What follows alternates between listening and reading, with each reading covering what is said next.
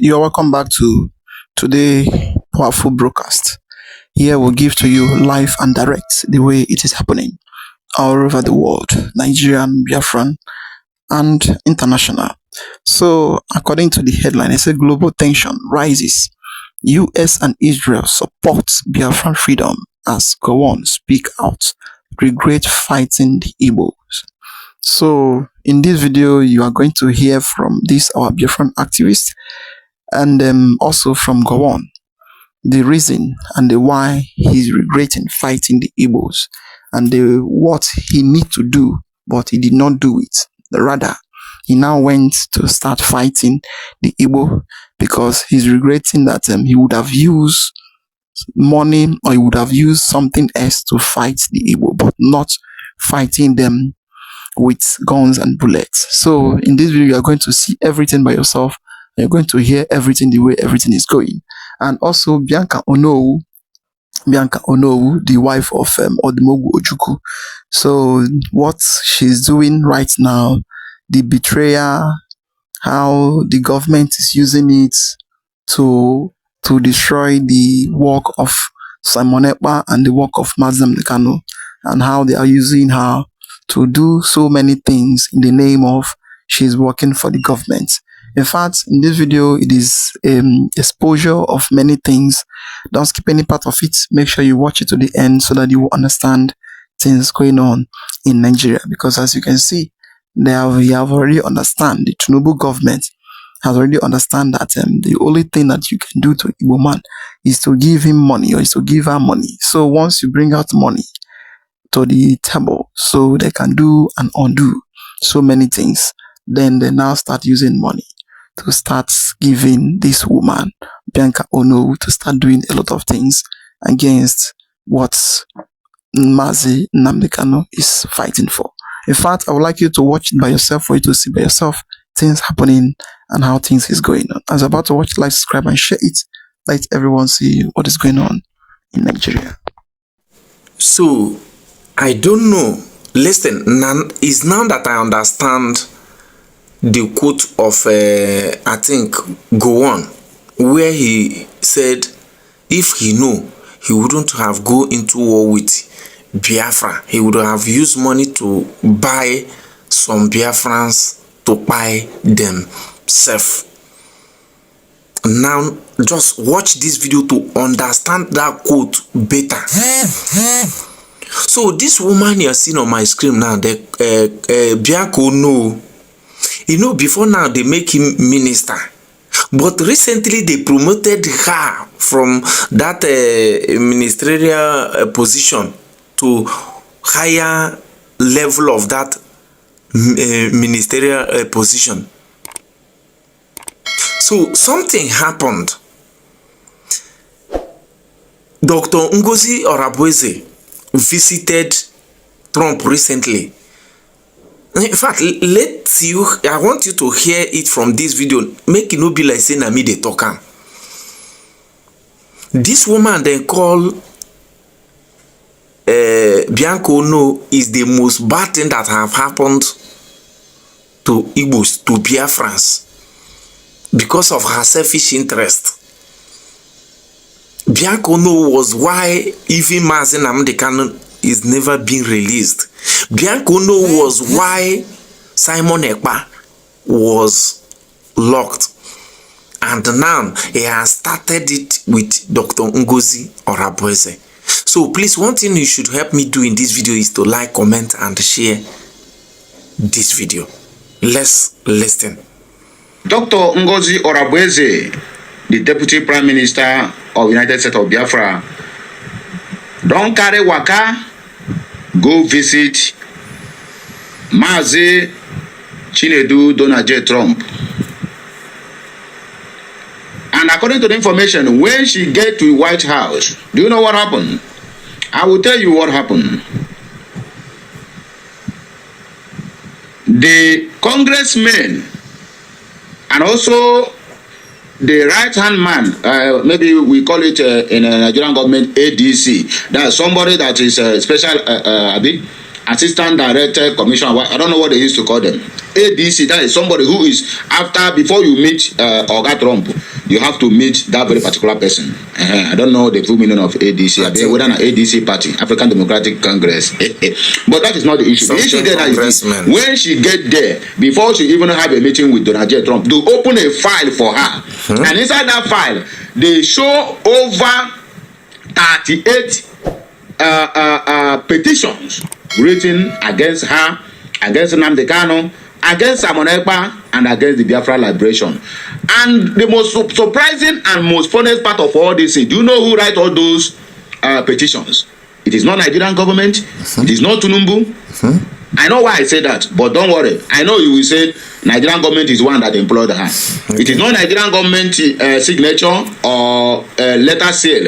It is not emanated from Asorok. It never emanated from Fulani Caliphate. It never emanated from Sultan of Sokoto. Do you know why it emanated? It emanated from the office of the so-called Minister of Interior, I mean Minister of Foreign Affairs, Bianca Ono.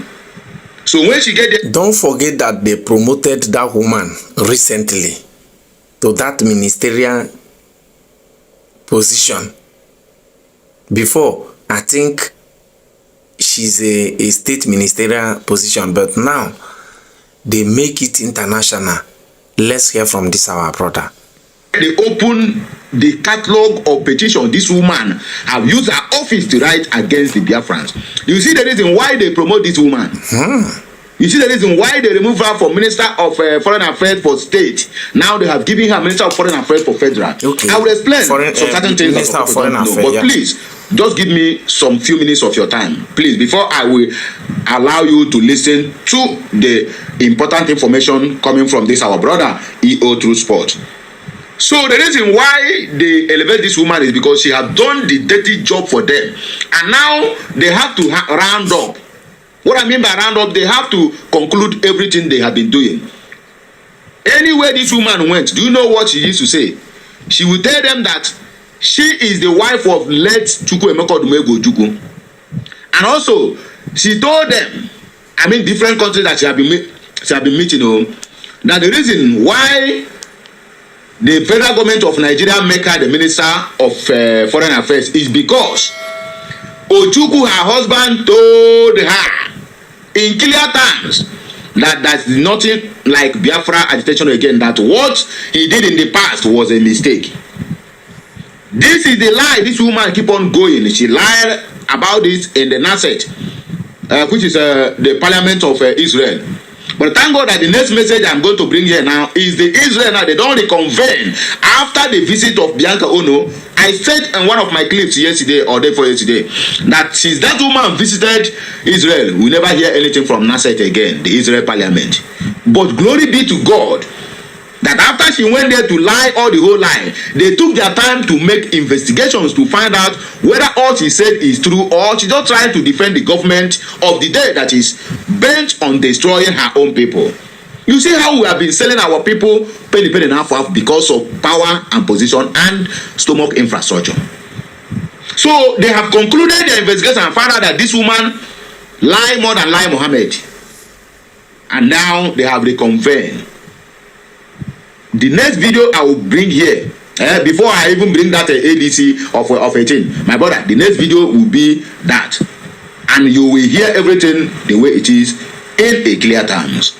Let me allow you to listen to this video. So, recently I begin to hear that our Deputy Prime Minister, Her Excellency Dr. Ngozi Orabueze, was deported. But immediately I heard that within me I said, this can't happen because already I know that if this should be happened, it is come from the enemies, Bianca Ono and co. You understand? But how can they come from them where American government is pushing very, very hard? And they really know what Dr. Ngozi Orabueze stand for. And Dr. Ngozi Orabueze have never committed anything, any offense, none to the public. In fact, Dr. Ngozi Orabueze immediately the declaration of Biafra, she has to make everything that is happening in Biafra land to make sure that the Biafra government stand firm. Whoever that is supporting Biafra government stand firm for everyone to know what exactly that is going on in Biafra land. When he makes sure that everyone stand firm, the politician in Southeast in Biafra land don't have any other options than to withdraw their killers. That's why Southeast Biafra land is calm as it is now. You understand? So when I listen to this video is not far from the truth. Wetin this our brother talk here is not far from the truth. Unless you don't want to tell yourself the truth, it is not far from the truth. That's just the fact. Because although by the side of Israel, I believe why Israel ceased without being saying something about Biafra is because of what exactly is going on in Iran. And now I believe what is going on in Iran never stop. But recently we have seen a video, and that woman, an Israeli woman that is pushing for Mazi Nnamdi Kanu and Biafra freedom in Israeli parliament, have tweeted and said that since after the war that the Israel parliament stopped work, but after the war they now went back to work, and she have to travel there to begin to push again. We have seen the video and we have seen the tweet of that woman. Even the video I posted now, especially those of you that is watching from YouTube, it will clear you, which I will take the link now. If you are watching from Facebook, I will post the link on the comment section so that you will truly understand exactly what is playing in Israel. You understand? So this video is not far from the truth.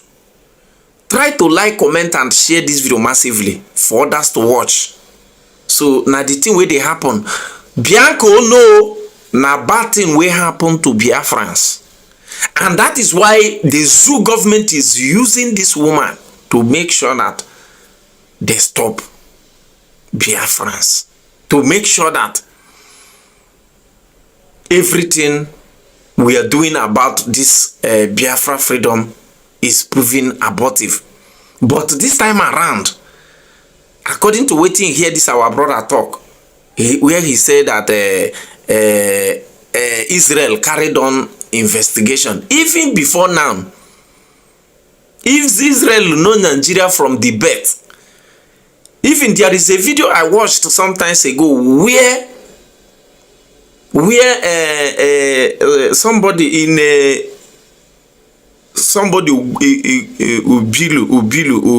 Ubilu, you understand, interviewed in his podcast, where one man that was one of those who fought for Biafra then is saying that Israel is on ground fighting along with Biafrans then. So Israel did not just start defending Biafra. It did not start from today. It has been long Israel started this. It has been long Israel started this. And I believe at this point in time that they know that Nigeria is being hijacked by terrorists. And that is exactly what make Israel go into war with Iran. That is exactly what make Israel go into war with Iran. And they know that if the terrorists succeeded, hijacked Nigeria, exactly what is playing in Iran, we play between them and Nigeria, because the target is to pull America and Israel down. After that two countries, definitely they will take over the world. But guess what? Israel and America did not give them any chance. And Nigeria have a lot of natural mineral resources that will help them to attack anywhere in the world. And that's why Iran, if you know that, if you notice, you will notice that Iran and Nigeria is like that, is like this. And even other terrorist organizations around the world, Nigeria is always supporting them. Let me leave you people here, but if you watch this video to this extent, you will understand what exactly that is going on. But one thing I want to show you here now is that Nigeria must go down. It no matter who you be. It no matter who you be. Everything is openly. There is no hidden thing again that you are a foreign whatever. You know mean again. You be Nigeria president, a governor, a senator. You know mean again. Nigeria must go down. Don't forget to like, comment, and share this video. Thank you and God bless you. Oh yes, this issue of Bianca Ojukwu, she has been a stubborn block that is blocking so many things in the face of Biafra. But we know, and then everybody that is fighting for freedom, that believe in Biafra and that believe in unity, know that she's just doing on her own. So the God of Biafra and the work of Simon Ekpa and the Mazi Kanu, and also the work of her husband. You know, all those things started from her husband. The work of her husband will never go in vain. But she wanted to come up to destroy every good work, every Biafran they are trying to do to make sure that they have freedom and they have fair judgment and fair hearing from Nigeria in the name of one Nigeria, in the name of money. In fact, this man, I would like you to watch this man that is speaking very loudly and that is saying what everybody wants as it is, because the government, they are afraid of him. They are afraid of him. Just watch and see by yourself what is really going on international, so that you understand this woman, she's just doing for doing sake. A former mayor in the United States has done what Nigerian opposition politicians, civil society leaders, and even respected statesmen have spent years tiptoeing around. Standing before members of the United States Congress on April 24th in a presentation titled Nigeria at the Crossroads, The Case for Action, Mike Arnold told American lawmakers that the breakup of Nigeria is, in his words, likely inevitable and just. He did not say it might happen. He did not say it could be considered. He told the most powerful legislative body on earth that the dissolution of Africa's most populous country is both coming and morally defensible. He went further. He called for the indictment and arrest of President Bola Ahmed Tinubu and senior officials of the Nigerian government on charges of genocide.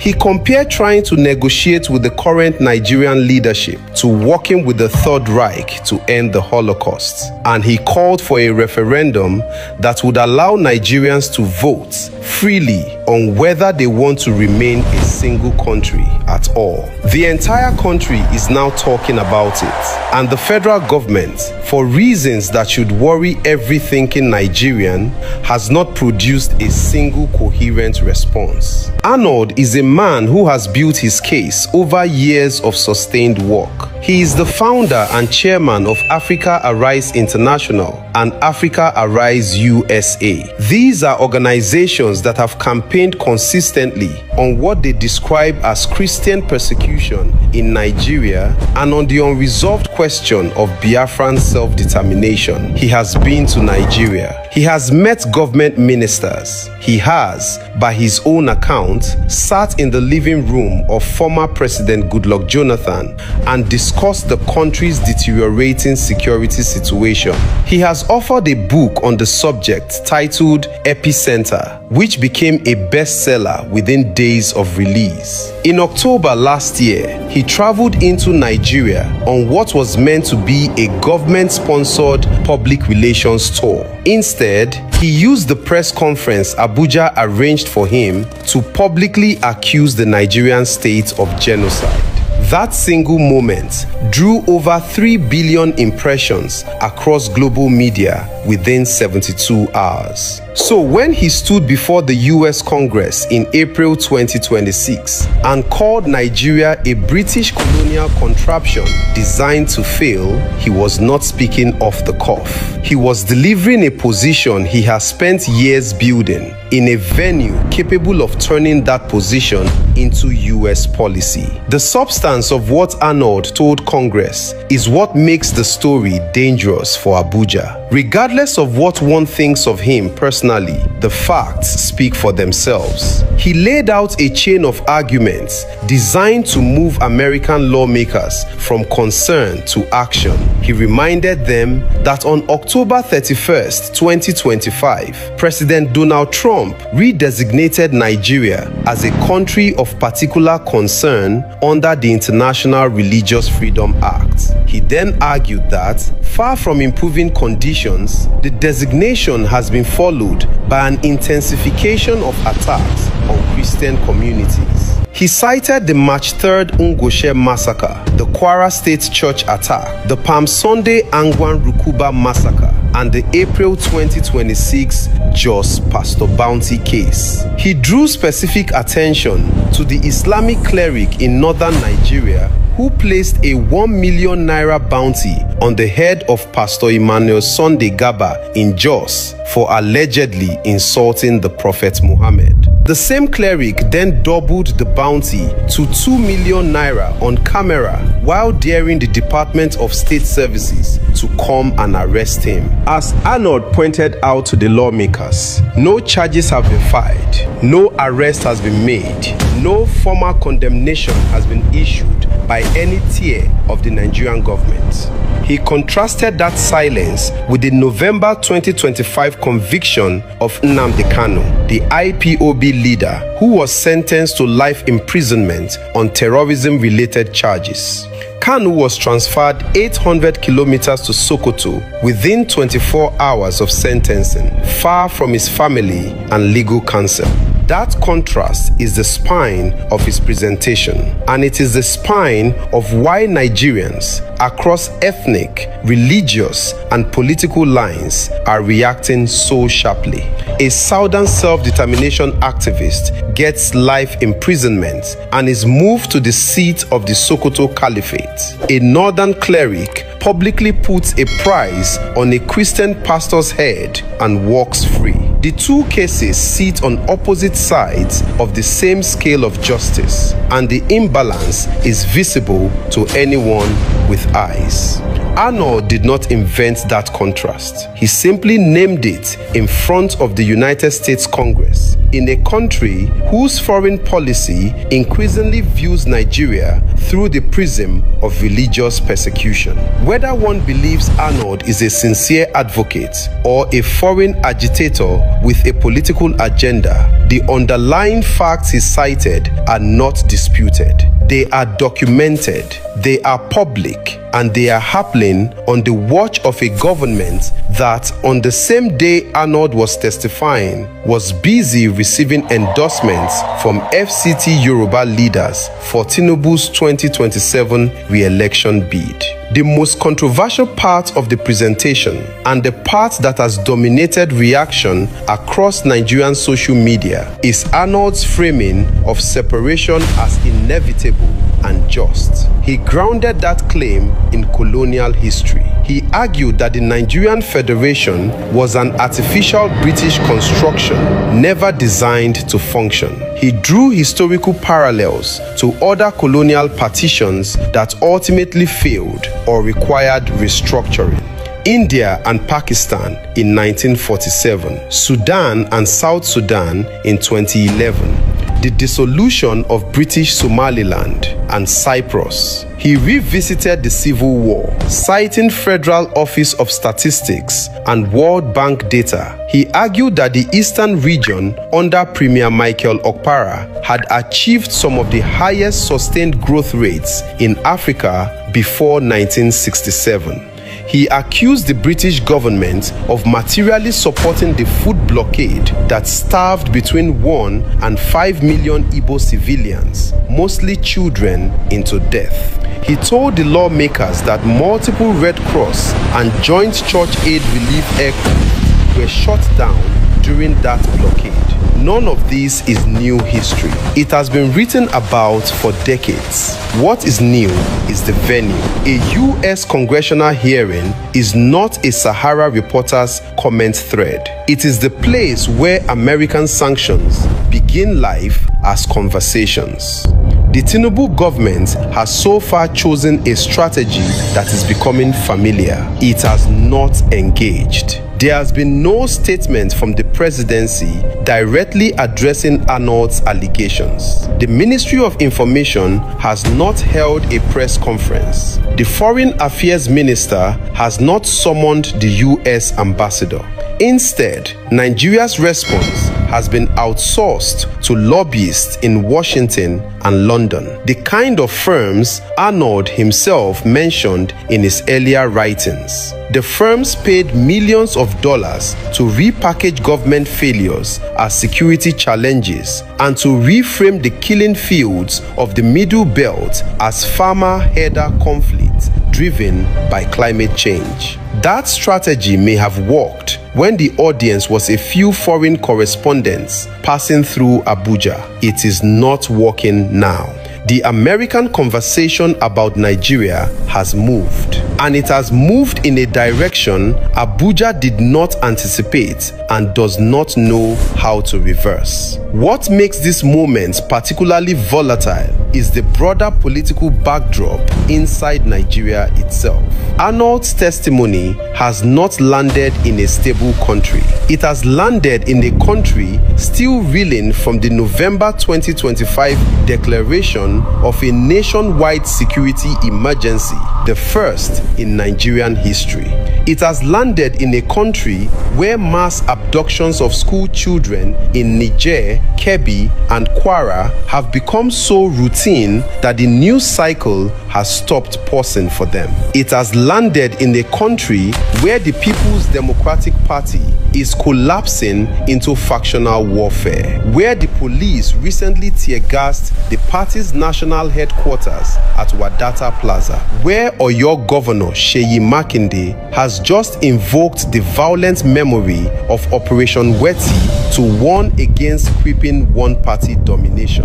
It has landed in a country where U.S. Senator Ted Cruz has separately accused the Nigerian government of being aware of policies fueling Christian persecution. The Arnold testimony is not an isolated event. It is one more weight on a structure that is already groaning under its own contradictions. There is an instinct among Nigerian officials and among many Nigerian commentators to treat foreign criticism as an insult to national sovereignty and to wave it away as imperialist meddling. That instinct deserves to be examined honestly rather than performed reflexively. It is true that the United States has its own interests. It is true that Mike Arnold has his own ideological position on Biafra, and it is true that no country should outsource its political future to the opinions of foreign actors. All of that is correct, but none of it answers the actual question Arnold raised. The actual question is whether the Nigerian state is currently performing the basic functions a state owes its citizens, and whether the failures we are watching are accidents of administration foundation or features of a structure that no longer works. A nation that cannot keep school children safe in their classrooms, that negotiates ransom payments with bandits, that cannot arrest a cleric who places a bounty on a citizen's head on video, and that responds to the disappearance of millions of internally displaced persons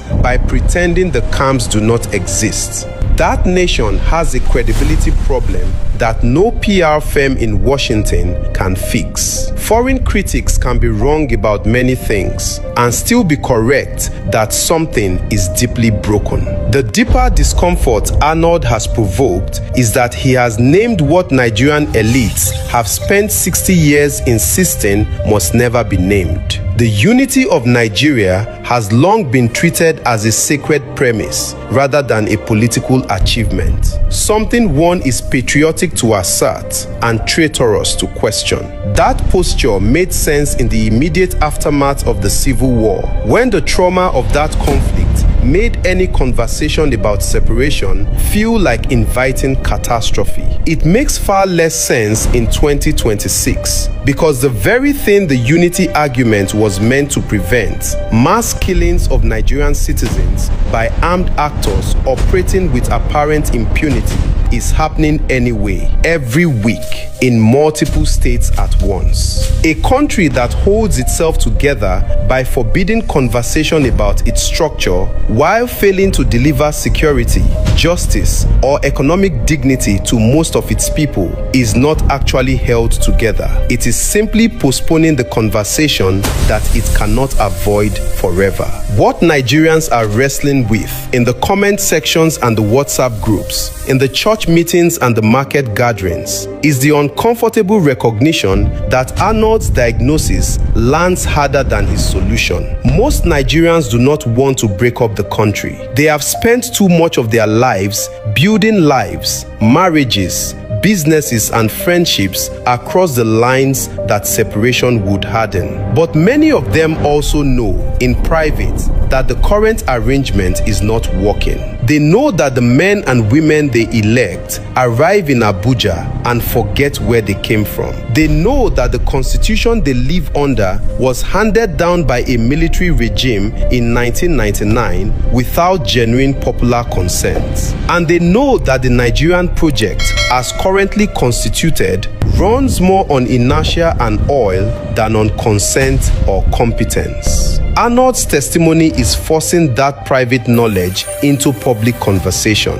and that is the part the government cannot lobby its way out of. The honest reading of this moment is that Mike Arnold is not the threat. He is the messenger. The threat is the underlying reality his message describes. A government that wanted to defeat his argument would not need lawyers and lobbyists. It would need to produce the cleric who placed the bounty on Pastor Gaba in handcuffs by next Friday. It would need to publish a transparent register of every IDP camp in the country with real numbers and real conditions. It would need to convene a genuine national conversation about restructuring, not as a concession to separatists, but as a serious attempt to make the federation work for the people inside it. It would need to stop treating the survival of an administration as more important than the survival of citizens. None of those things are happening. What is happening instead is silence in Abuja and noise in Washington, and the noise is winning. Nigerians who care about the future of their country, regardless of where they stand on Arnold himself, should understand that the conversation he forced into the open is not going back into the box. The only question now is whether Nigeria's leaders will engage with it honestly while there is still time, or whether they will wait until the answer is no longer theirs to give. Well, that is it. This is our brother. He has already said everything. Michael Arnold, the way he's hitting on Nigeria and the way he's going, in fact, it is making the government, putting big fear and big panic to the heart of the government, because they don't even know what to do. It is very good that now it is the international body that is talking about what is going and the evil that is going in Nigeria. And the best way is for them to look into what he's saying to divide or to negotiate or to have a free referendum. Let people decide by themselves if they really want to stay in one Nigeria or if they want to be on their own, not using threats, not using fights, and not using police and DSS to arrest people and to make people not to speak what they need to say. Well, Michael Arnold, we say kudos to him. He will keep speaking the truths and the truth every day for this government to understand, because how come they will raise terrorists, they raise Fulani terrorists and the bandits and call them repentant Bukwan, but the people that is speaking on their own, that is saying do it this way, look at what we are looking for, they will not. The way the Christian is dying in the country, it is overdue. Every day people is being by left and right. Then nobody to speak, nobody to talk. What all of them know is how they are going to be in power by 2027. So no matter whatever they are doing is none of their business. At the end, they will tell you that they are working. In fact, it is an eye-opener the way Michael Arnold is now coming on, speaking and is saying the truth, how things are supposed to be in the country. Well, I will say kudos to him. I would like to hear your comment down below. What do you think about the whole thing that is going on in Nigeria? Like, subscribe, and make sure you share it for everyone to see what is happening. We say thank you for watching.